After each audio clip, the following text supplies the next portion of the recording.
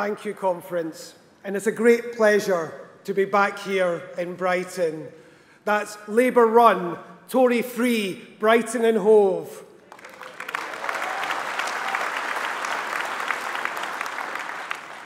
Being back in Brighton reminds me of so many Labour movement conferences. TUC, the Labour Party, and my union, the GMB. But there's someone on my mind this week, someone we're missing, and that's Mary Turner. Mary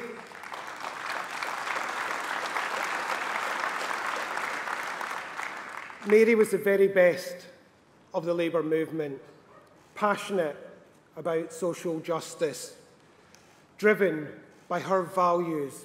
We miss her, I miss her, and we honour her memory.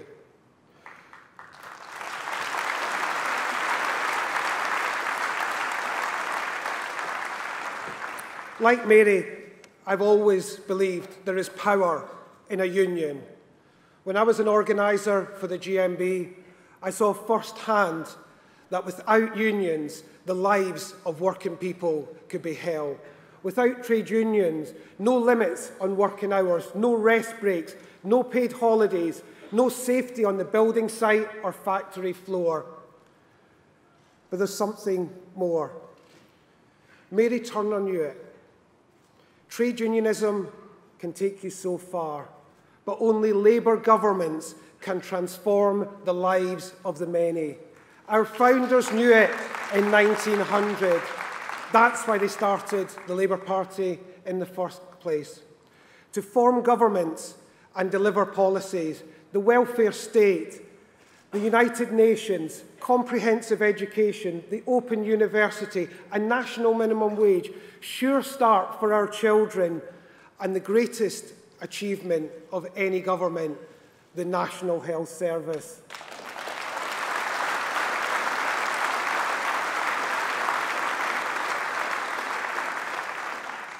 So this week in Brighton, let us focus on what the next Labour government, led by Jeremy Corbyn, will achieve.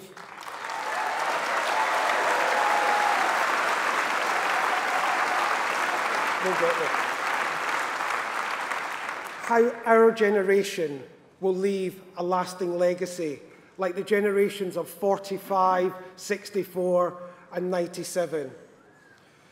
Let us start with the results of the last election.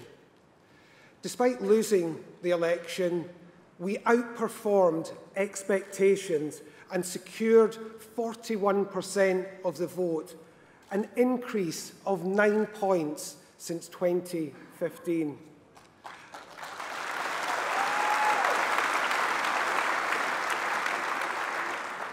And whilst we should not forget the 6 Labour seats we lost, we can be proud of a net gain of 30 seats, mostly from the Tories, in seats such as Battersea, Bedford, Plymouth, Cardiff North, Portsmouth South. We won in Canterbury, where we took the seat held continuously by the Tories and their like since 1295.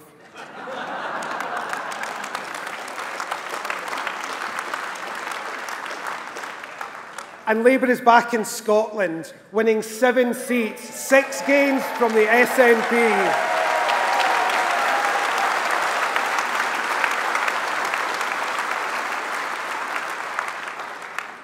And isn't it marvellous to see so many more women elected?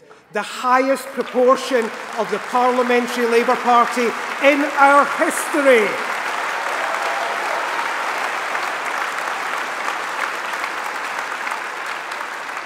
More Labour MPs from black and minority ethnic backgrounds, more Labour MPs with disabilities, more LGBT Labour MPs. A Parliamentary Labour Party that looks like the UK, modern, diverse and grounded in reality. This was an election where our online campaign came into its own. Labour had more than 1.2 million shares on Facebook. We reached over 29 million unique Facebook users. In the last 2 days of the campaign alone, 7.3 million individuals viewed our Get Out the Vote message on Snapchat. We used professional, targeted, high-quality digital communications to support local campaigns, to register people to vote, to guide activists to the key seats, and to get out the vote. It was a brilliant campaign, and we should applaud all those involved in it.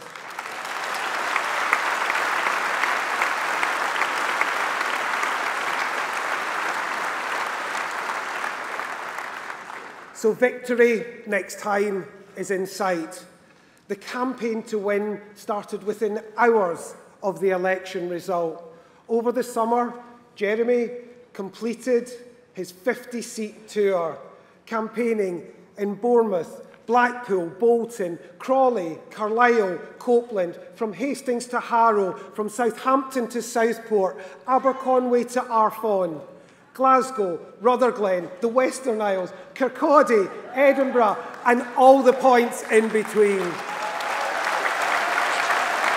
Well,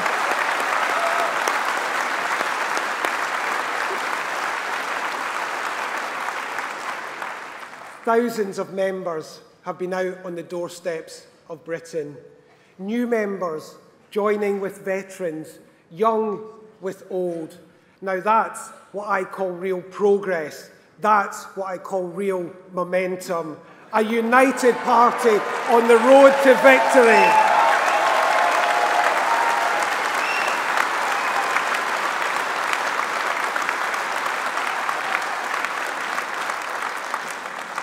Let me turn to the Labour Party staff. It's a daily privilege and honour to work with the dedicated and talented party staff.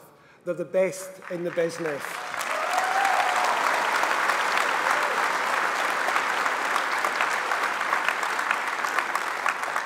In the smoke and heat of an election campaign, there is no one better to have on your side. In every one of the speeches I've delivered as your General Secretary, I've talked about the vital role of party members, not just cogs in an election machine, but as year-round advocates, developing policies and changing communities. This conference, the National Executive Committee, thanks you for everything that you do.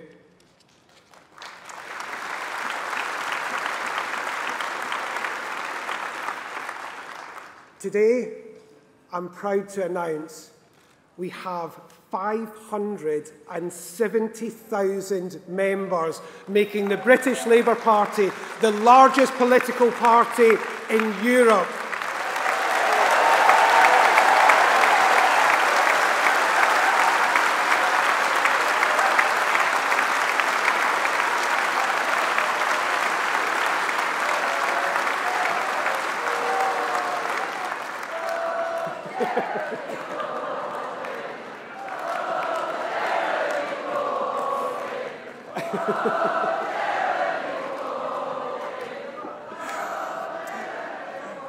We're picking up council seats in places such as North Somerset, Thanet, Suffolk and Airdrie. In Worthing, just up the coast from here, our candidate Becky Cooper won a council seat for Labour for the first time in 41 years.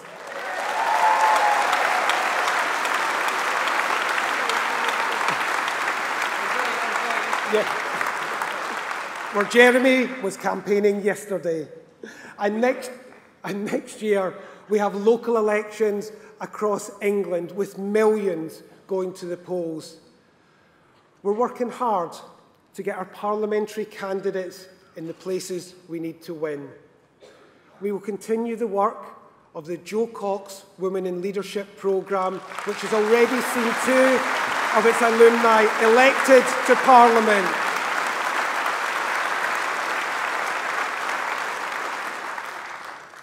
And while I'm happy to debate it, I will not give an inch nor make an apology for using all-women shortlists to get even more Labour women into Parliament.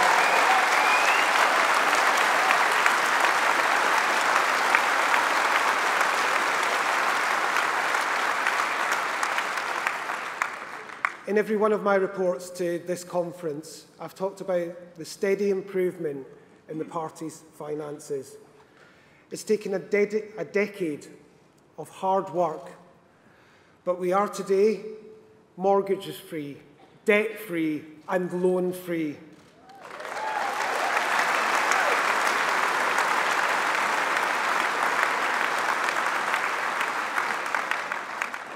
So this is today's Labour, growing in size and confidence, financially secure, reaching into the Tory heartlands in contention for the next government. Labour has the leadership in Jeremy and the manifesto this country is crying out for on education, on health, on social care, on crime, on transport, on the environment, on housing, and especially on Brexit. And in Europe, let me say how much we value the work of our colleagues in the European Parliament and the leadership of Glenis Willmott.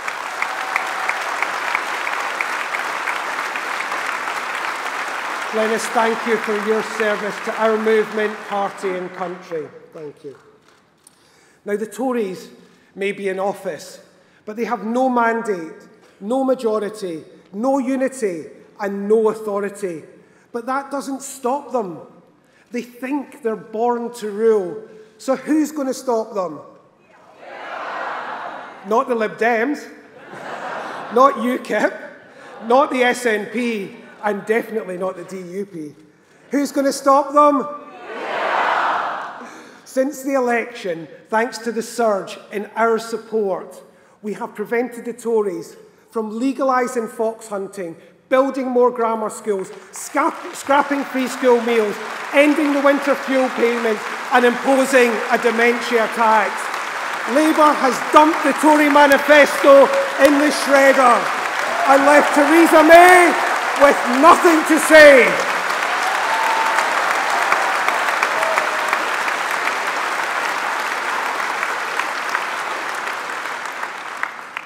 I said at the start how much I value the trade unions and value the advances we have made for British workers.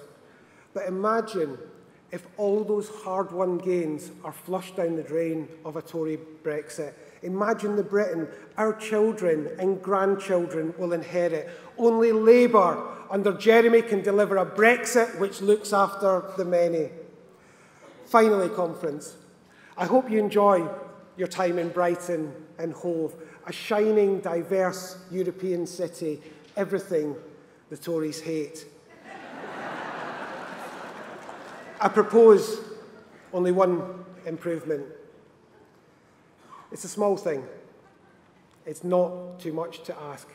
Let's make the trains safer, more secure, more reliable and run on time. Let's nationalise Southern Rail. Enjoy conference. Thank you.